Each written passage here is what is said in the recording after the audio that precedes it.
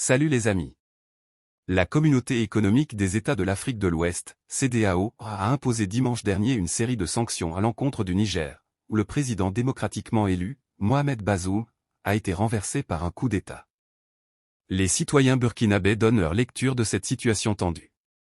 La CEDEAO a imposé, dimanche dernier, une série de sanctions à l'encontre du Niger à la suite du coup de force qui a renversé le président Mohamed Bazoum, le 26 juillet 2023.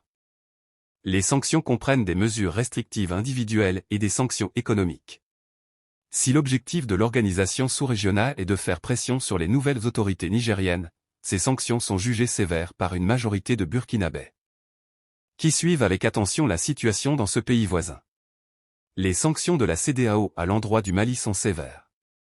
Nous sommes frères et nous ne pouvons accepter cela. Aujourd'hui, demain et après-demain, nous allons soutenir le Niger, lance Ibrahima Ouedraogo, un citoyen.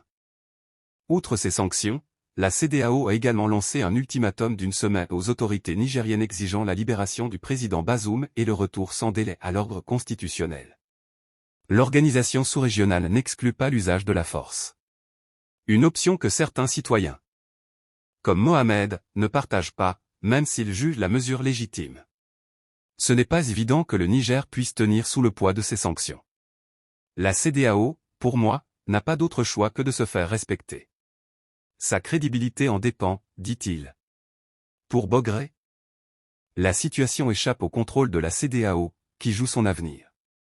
Cette situation va encore fragiliser la CEDEAO et ce ne sera pas bien, du moment où elle n'est pas vue d'un bon œil. Il serait bon pour l'institution de faire marche arrière, de contextualiser et de prendre les meilleures résolutions, estime-t-il.